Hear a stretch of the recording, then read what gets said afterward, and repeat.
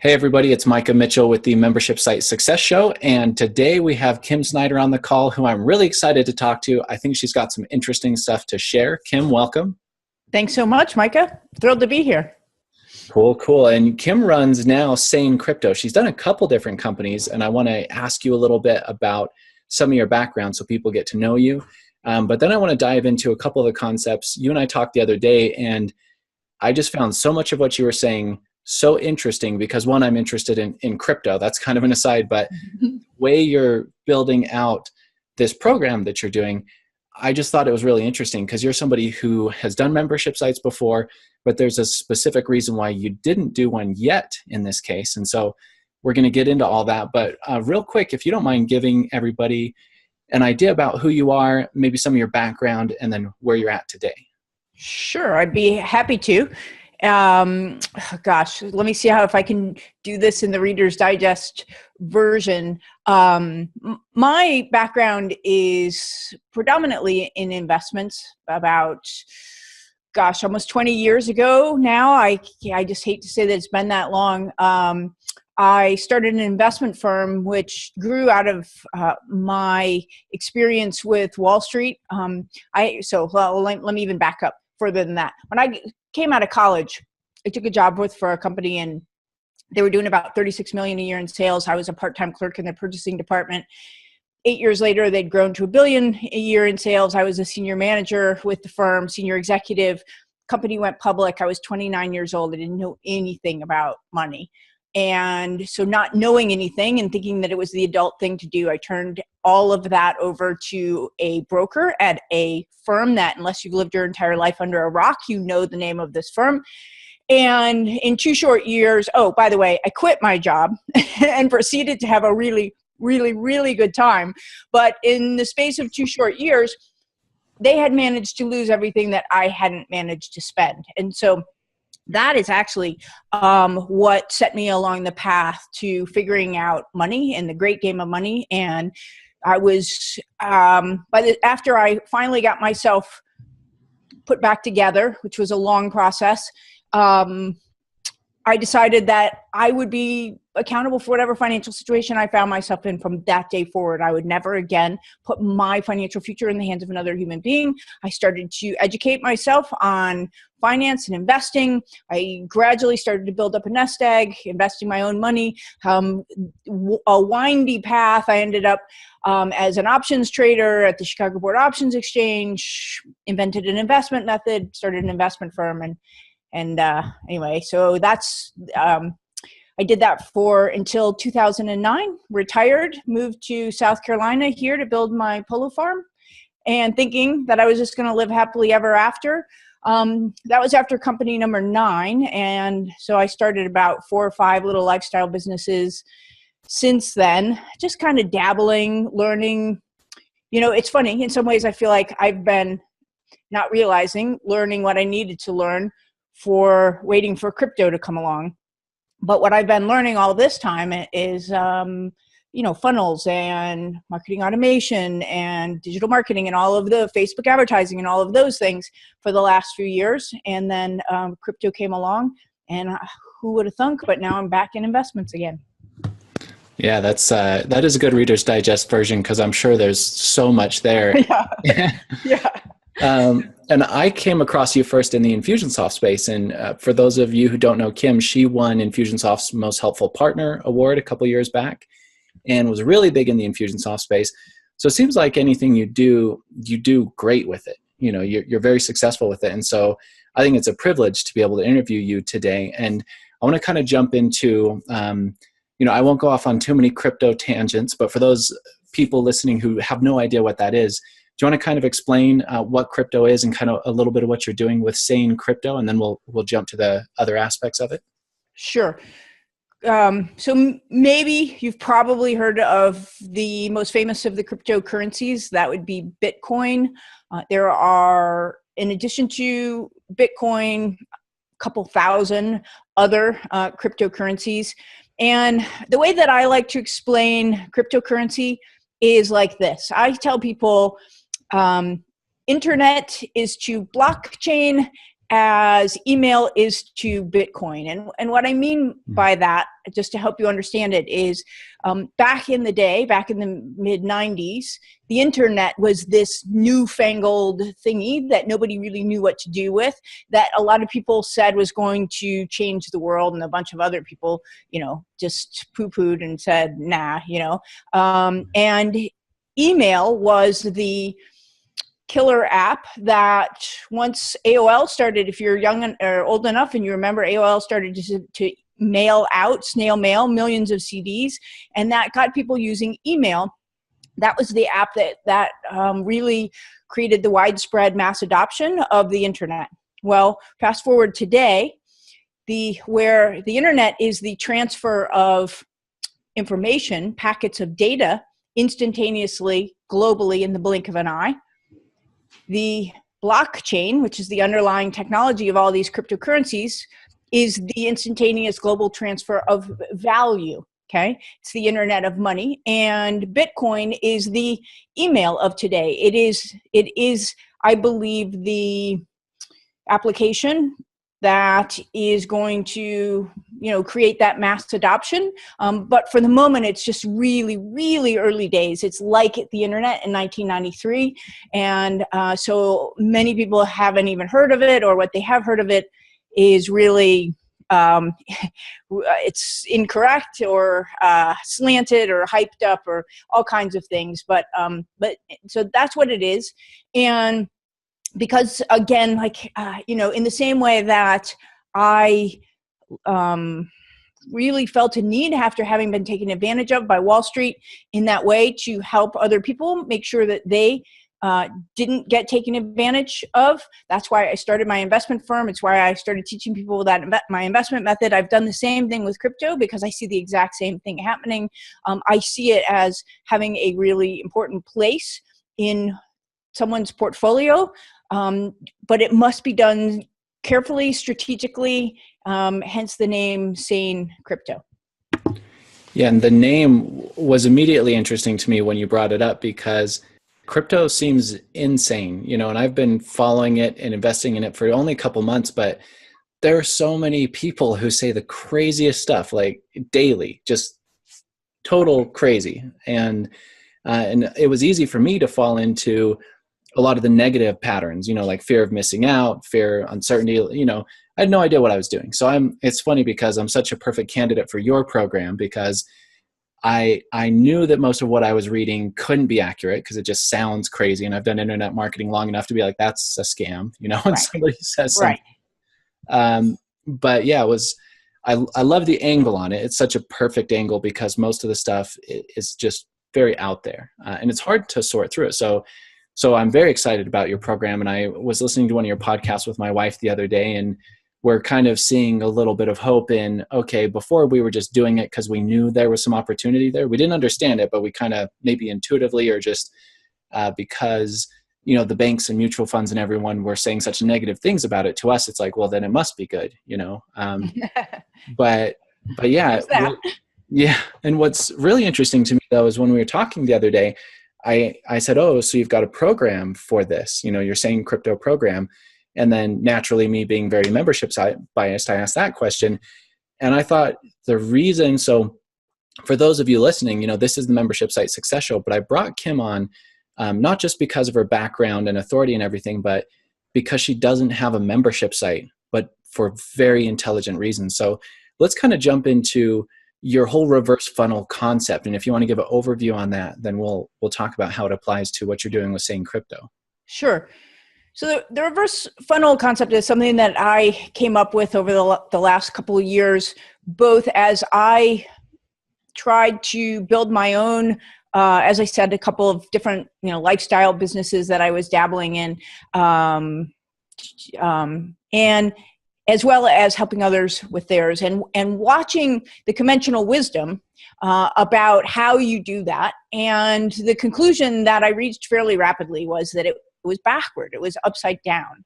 And what I mean by that is the conventional wisdom is that you start at the top of the funnel and you start building there and you work your way down. So if I was doing this the conventional way, the way that most people teach you to do, and I wanted to build Stay in Crypto, then what I would do is I would start out with probably an idea for what it was that I was going to sell, who I was going to sell it to. I would build out my product.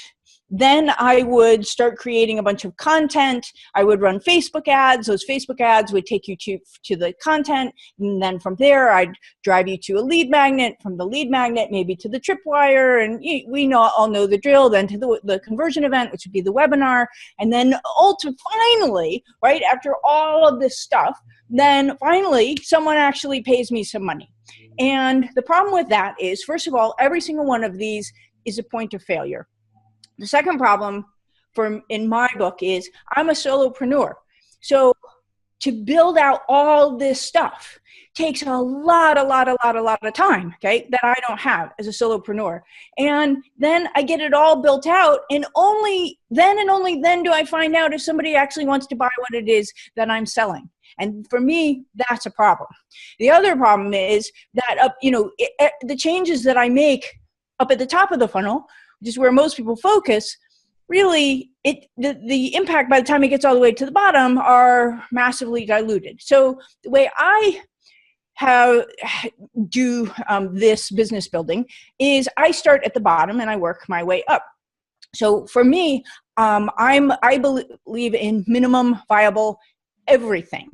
Right? I never build anything until I absolutely positively have to, and only because it's the thing that will. I'm a big advocate, by the way, of the book, The One Thing by Gary Keller. If you haven't read it, I strongly recommend it. The clarifying question in The One Thing is, what's the one thing that if I did it right now would make everything else easier or unnecessary?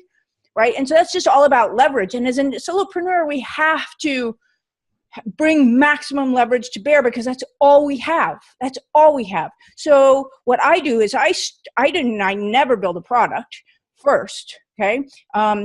If you saw some of my products compared to what's out there, you'd probably think nobody would buy it, but you would be wrong, because what I do is I start out by figuring out who am I selling to? What's the problem that they have that they will pay me that there's enough of them, there's a critical mass that they will pay me a reasonable amount of money to solve for them, that I can solve, that I want to solve, that I would enjoy working with this group of people.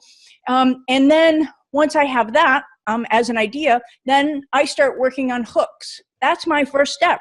I got to find a hook that will create a ton of energy in that group of people around this idea, around this problem. And until I have a hook, everything else I do can't possibly work or can't possibly work well. I would argue with you that if your funnel is not working 9 times out of 10, 99 times out of 100, it's probably that you don't have a hook. At least you don't have a hook that works to the group that you're trying to sell to. So, for example, and the easiest way to think of a hook is just Frank Kern calls it yay without boo, right? So the hook for Stay in Crypto, for example, is how a little bit of Bitcoin can make your retirement portfolio go a long, long way. That's the hook. Now, I've been through 40 hooks probably since Thanksgiving, because I run constantly tests trying to find the best one. But that's the one I'm on right now. And to your point, sorry if I'm gone off now, Micah, but to your point about why Stay in Crypto, there's that juxtaposition there. The yay is make my retirement portfolio, which for my audience, which is 55-year-old engineers, is really important. Make your retirement portfolio go further is the yay. And then the, little bit of Bitcoin. So kind of right away saying, we're not going to invest tons of money in this. That's the boo, not a lot of boo. So anyway, that's how we do it. And so the reason, to finally answer your question, that's the overview of the reverse funnel. And then you work your way backward up that chain, then to the webinar. And then, as you need to. And for us as solopreneurs, content is going to be last. right? For me, it's never the first thing. It's the last thing, because it's not generally the thing that's going to bring the most leverage. So why do I not have a membership site? Because right now, my course is just minimum viable course, right? Yeah. If you saw it, in fact, it's really just a protected, barely, YouTube playlist with 40 videos. Nothing else really besides a meeting and people. If you get the right hook and you get the right audience and you get a problem that people are desperately trying to solve and you solve it for them, they don't care if you deliver that solution in a freaking leaky tin can. They don't, right? And then later, as you start to create, there's some stability, to what you're doing. You figured out all the things that you're going to change and the things that work and don't work. Well, somewhere down there, then comes a membership site. But I'm just not there yet. Does that make sense? It totally makes sense. And I appreciate you sharing all that. It's perfect. And I've said it maybe once or twice on this podcast, on previous episodes. I've shared this story, but just to reiterate, I did the opposite at one point. I made all this content. I made this great membership site, and I went to sell it. And it was in a market where they had a need. The product was great. I was good at membership sites. I was good at the subject matter, and nobody bought it.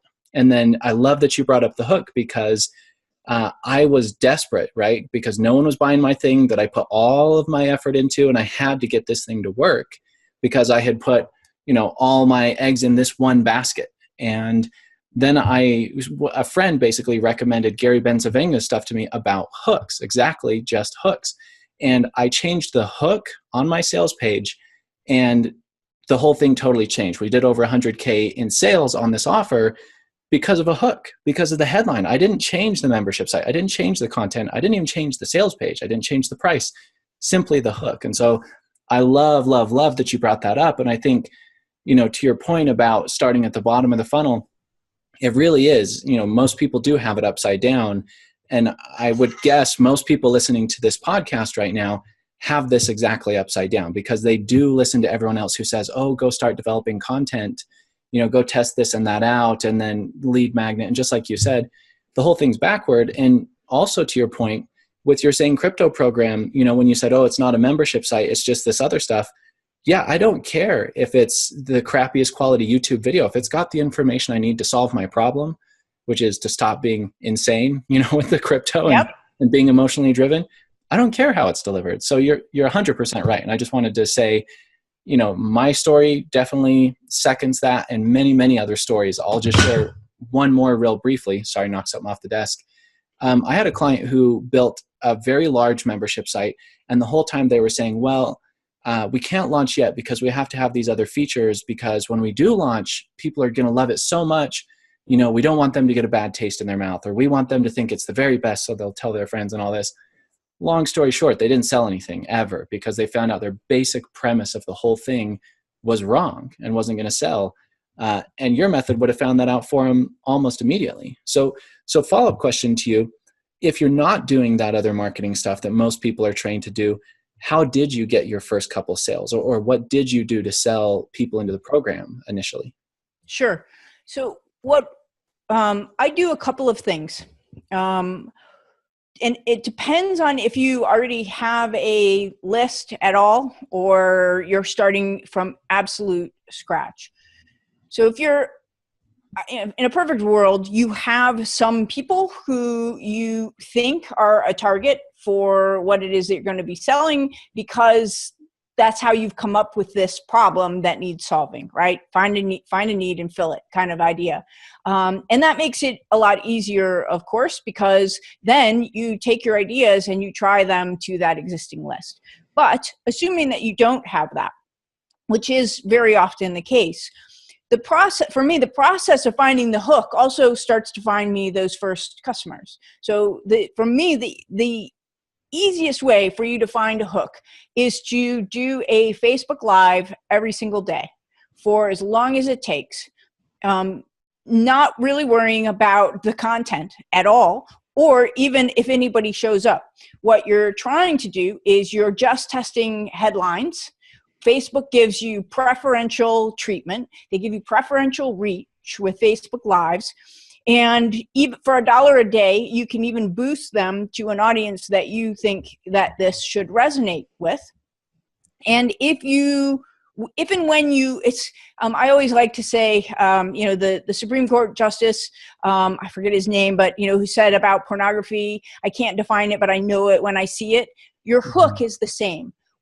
So your hook is a statement of the problem or the promise in a way that creates an energetic response in your target audience, in the person who has that need. And that energetic response, people say, what does that mean? You'll know it when you see it. You can almost feel it coming through the computer, like that was it. Like they got it. That hooked them. And so that's what you're looking for. And when you find it, those people will come, they will become your first list. And then you gradually start to work backward from that. Those people who, then you say, all right, well, that worked. So you guys want to come to a webinar, and I'll, and it just starts from there. So, which is also, by the way, backward, because after you get your hook, the next most leveraged thing is a webinar. So I go straight backward that way. I run Facebook ads straight to a webinar. Once I have that, hook, I can bring people into my webinar at a reasonable cost all day long, because I've figured all that foundational stuff out first, and then gradually work backward from there.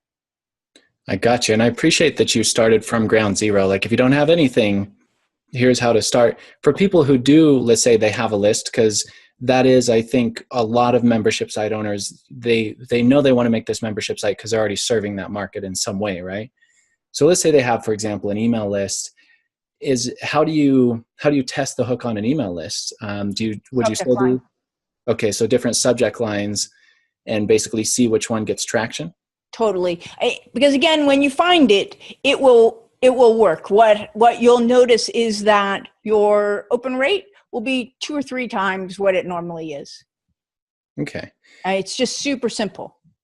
And those emails, are those going to some content? Are they just is it a webinar invite? What would you suggest? It depends. It depends on where you are in your business. I think to some extent, I started out by saying, in an ideal world, you'll have a list. On reflection, maybe that's not the ideal world. In some ways, I think that may back you into trying to solve a problem, with a hammer with a nail kind of, a hammer with a screw kind of thing. Because you have an audience, you think you know them, and that's the biggest mistake, is to think and to assume that you know anything about them and about what will work and about what the product is. So in some ways, that may not really be the blessing that I made it out to be. But if you have that, again, it's going to depend. You have to you're going to have to modify somewhat depending on your circumstances. For example, is it a list of 20 people or is it a list of 20,000 people? Obviously, I can do a lot more things with that 20,000 people than the 20.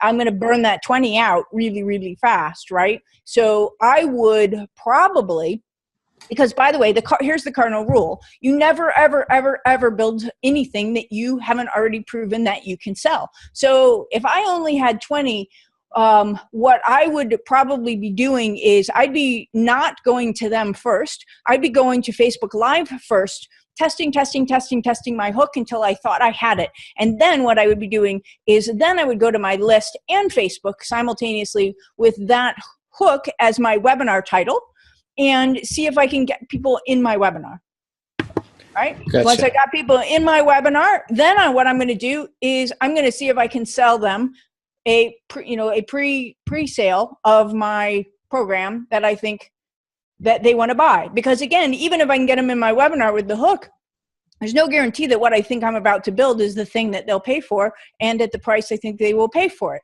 So until you can pre-sell it, and you can, because look, even if you do a webinar and you drive a bunch of people to it, and only one person buys it, you can always say to that person, I'm sorry, we didn't have enough interest. I'm going to go back to the drawing board, and you refund them their money.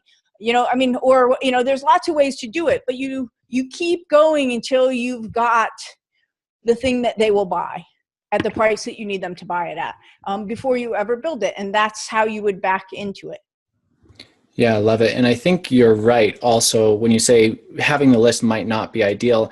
I think not only for the reasons you mentioned, but some people feel like they have something to lose. Somebody might say, well, what if I do all these Facebook Lives and nobody shows up? And then people think that, I suck because no one's showing up to my Facebook Lives. What would you say to that person? Yeah, well, I don't care whether they actually show up to my Facebook Live at all. That's not what I'm interested in. Because unless you're some sort of a celebrity, chances are people aren't going to show up. You will be talking to dead air. You really don't care even about the content. When I do them, I'm talking off of an outline.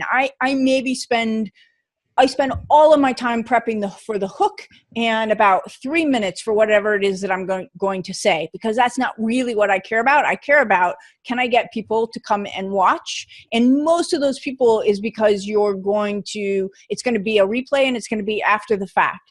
And, do you want to care what people think about you, or do you want a successful business? That's just not the equation. For me, it's how do I am on a treasure hunt for that hook. And if I may, Micah, just kind of go back to something that you said. I think thinking again about the list, again, the problem with the list is the mistake that I see people make time and time and time again is, and I know you see this too, is that they start with an audience which is way too broad. So they're really not solving anything for anybody, or they're trying to be all things to all people.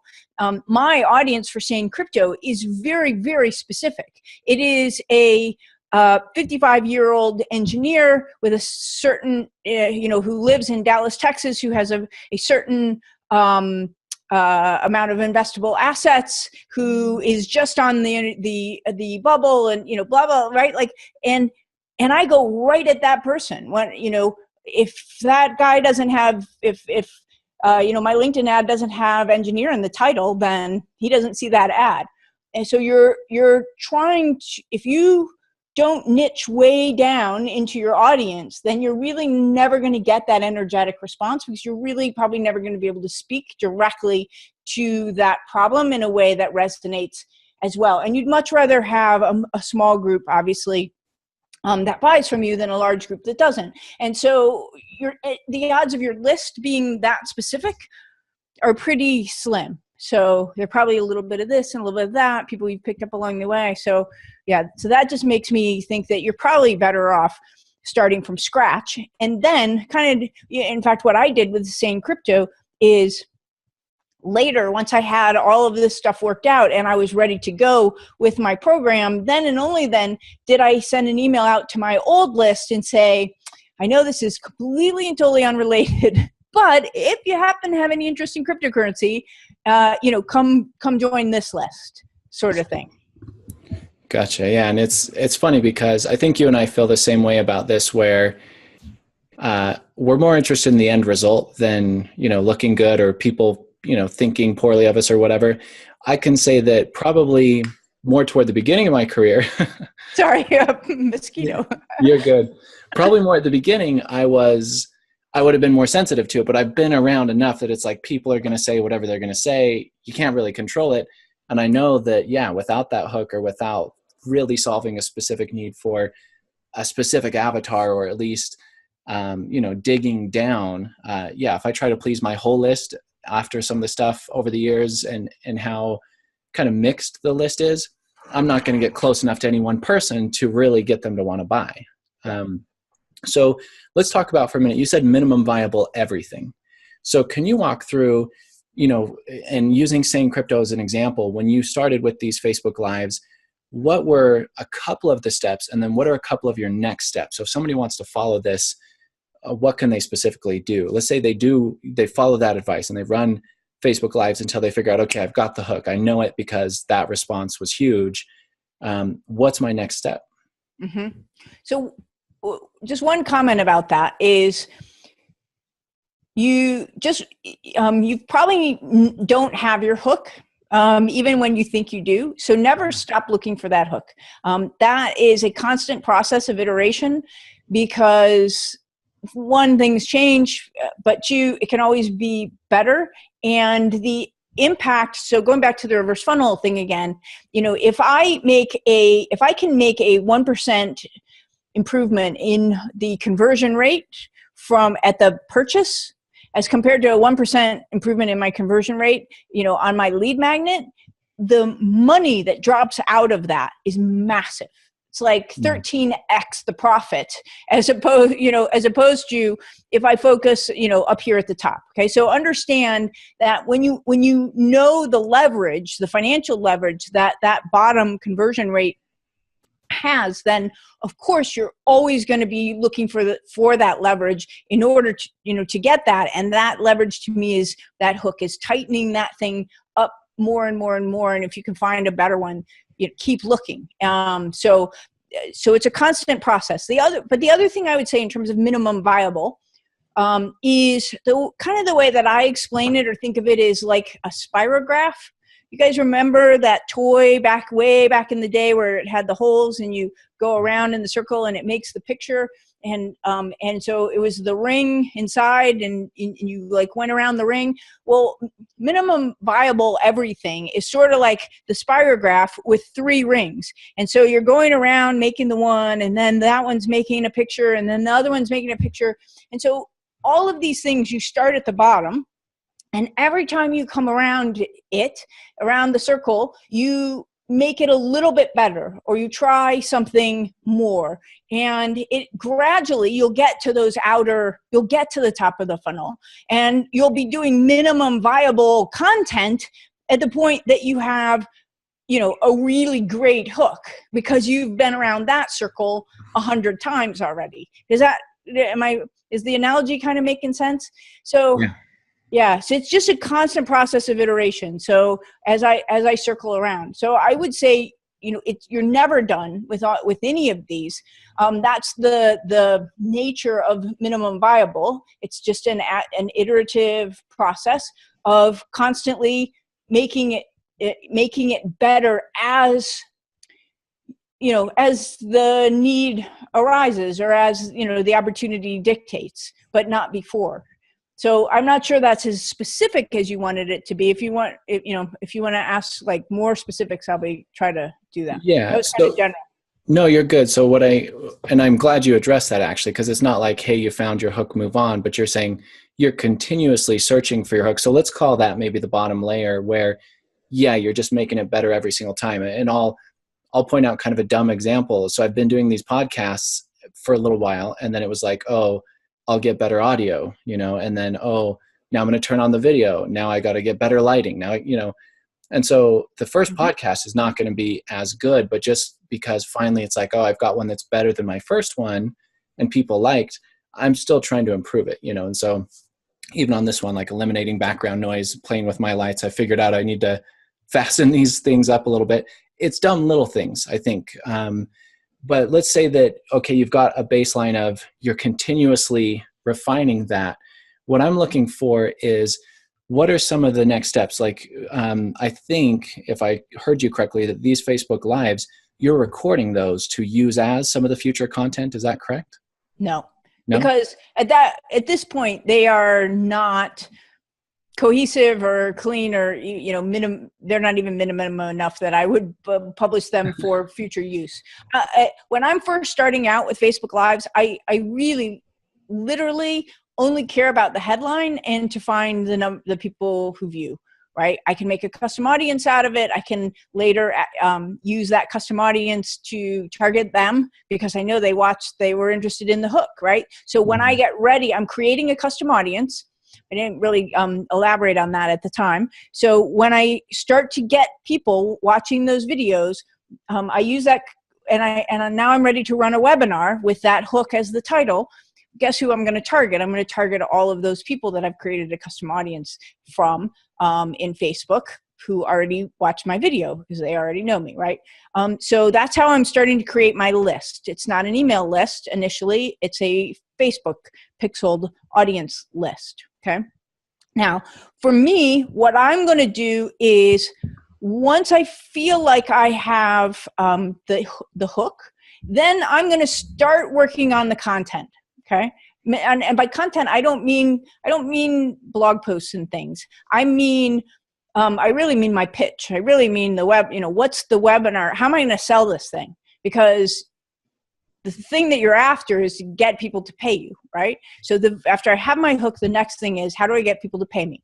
And I can do that one of two ways. It really depends on you. One, I can start to, because I'm doing the Facebook Lives anyway, I can start to try to work out the pieces of my pitch and I say pitch, that's, you know what I mean? I mean, it's like, what's my web, what is my, how do I talk about this problem and the promise, really, is what I'm saying, in a way that really resonates with my audience. So you can either start doing that, start really paying attention now, not just to the hook, but to the content of your Facebook Lives until you feel comfortable that you are starting to get somewhere. I sort of feel like that's not the best leverage. And what I will typically do is at that point that I feel like I got a decent hook, I'll keep going down that path with the Facebook Lives, but now I'll start going straight to the webinar. At that point, I'll put together my first crack at minimum viable webinar, knowing it's not going to be great. It never is. It's just, you just got to get over this idea of one and done, because it's just arrogant to think that you can possibly get it right the first time. If you do, it's just a stroke of luck. Or you're just settling because it could be so much better, right? So for me, I know I'm going to redo that webinar 50 times, which is why I do a webinar once a week. If you look at Sane Crypto, every Wednesday night at 8 p.m. for months now, I've been doing a webinar. And the reason I do that is because it helps me refine my hook. It helps me refine the messaging. It helps me figure out what people I feel, right? What people respond to, what they're falling asleep.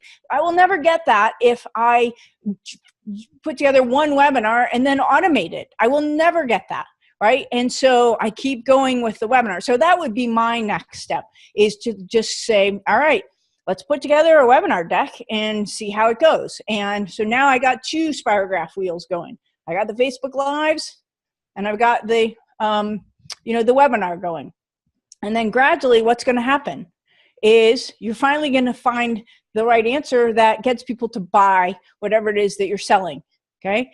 And then you've got to deliver on because you haven't built it yet. Right? Each time you're saying, this is what it's going to be. Okay, now I've sold it. So I've got these people, and you tell them right up front what they're getting, that they're the guinea pigs, of course, right? And that they're going to get a discount or whatever, access to you or for whatever, for being that. And then now you start building minimum viable course. And so now you got the 3 spirograph rings going, and maybe that's just some videos initially. Maybe it's a live a live webinar or a live course the first couple times that you record and chop up later into videos, or however you want to get to it, right? That's your minimum viable course. And so that's how it goes. And then, then later it's going to become other things, but that's how I do it. Yeah. And that's how I am doing it. That makes sense. And so just to be really clear, the webinars that you're talking about, those are not members only. Those are the sales webinars where you're delivering content, trying to sell the program. What I love about this too is by the time you've figured out a hook through Facebook Live, by the time you've gotten those people to attend a webinar, stay through it, and buy from a pitch, you do have specific people, and you do know a lot more about them and their problem and how they want it solved, so that when you make your course, it directly addresses that. And I even recently have been, I've made the course first because it's like, well, I think I know a lot about this, and I'm going to make the course first. And I think probably parts of it resonate with people, but it's not near as specific. So yeah, anything I do membership wise, I think is a much better process to follow, because casting that wide net, yeah, different pieces are going to fit different people, and, in a way that can be good. But I'm just thinking through this, and it's like, yeah, I know a lot of membership site owners, because I talk with them all the time, who are just guessing, at stuff. They're doing exactly what I did and exactly what most people do, assuming, rather than actually figuring it out as they go. And in your model, not spending a lot of time and energy to figure that out. I mean, maybe a little bit of time initially, but it goes a long way in the end. Right.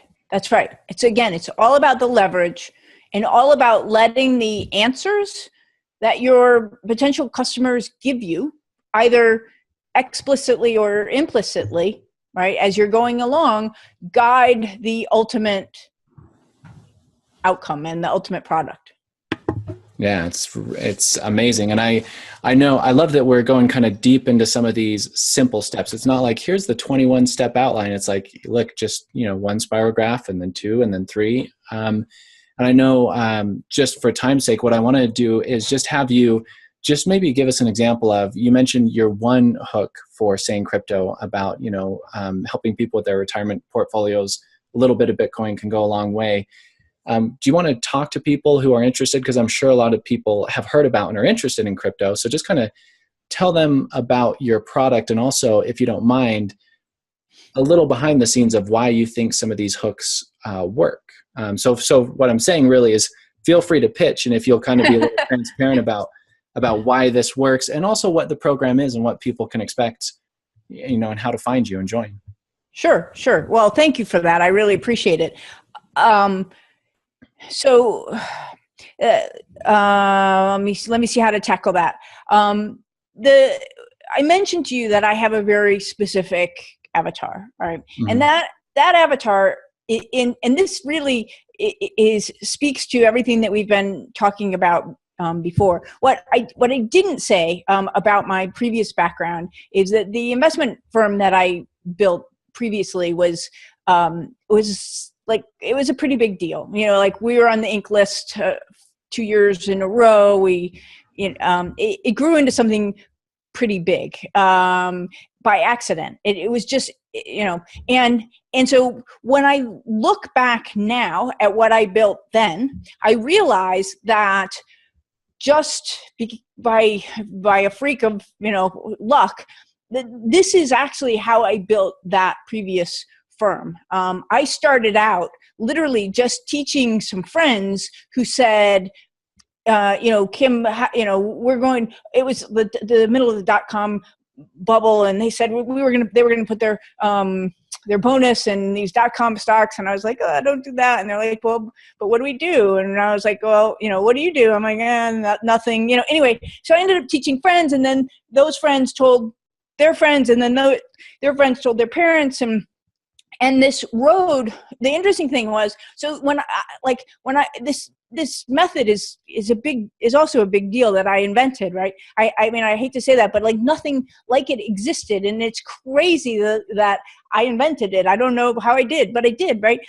But it took me years of this meandering path to finally figure it out, that the person that it was best suited for was actually this near retiree who had just enough money to retire, but they were right on that bubble where, one way or another, they could, if things just broke the wrong way against them, they could end up being 90 years old, living under a bridge, eating cat food kind of thing, even though they'd done all the right things and they'd accumulated a lot of money. That was my person. And it wasn't that the method that I had created didn't work for a 30-year-old, or, which is who I started out selling it to, my friends. But it resonated in a really meaningful, deep place for that 55 to 60-year-old person, that very specific engineer who was a do-it-yourselfer, who was a tinkerer, who could look at what I had done. And so years. I mean, it probably took, and I wasn't looking for it. I stumbled on it, right? And so the point being, so probably 5 or 6 years in to that company, even though we were growing like a hockey stick, before I found it and was smart enough to go, oh my gosh, these are my people, right?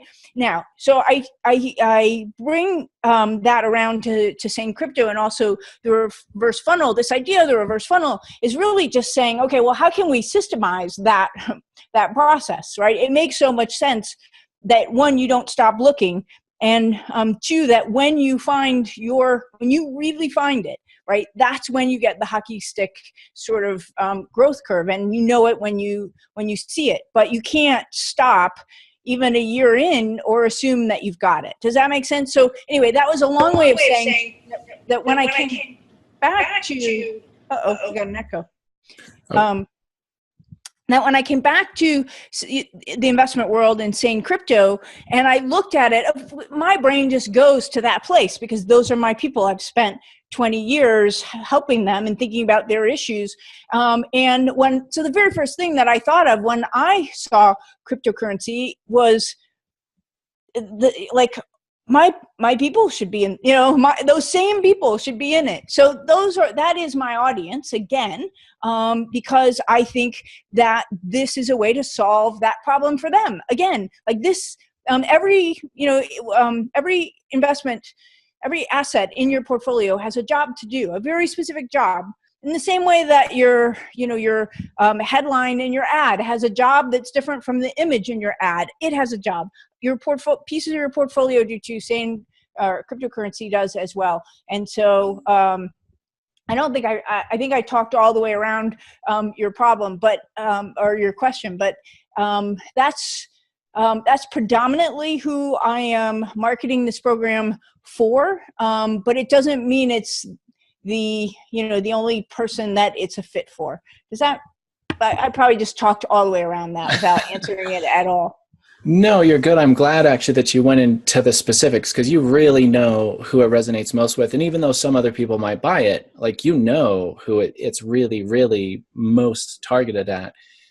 So for people who are listening to this and who want to come check it out, and I'm not near retirement. I don't want to be, but I still very much resonate with just the basics of your message. Like I said, just saying crypto is so opposite from everything else you find if you go read about it. It's all just madness, And so right.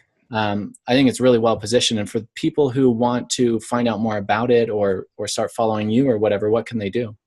Well, I would love that. The first thing they can do is go to sanecrypto.com, SANECRYPTO.com.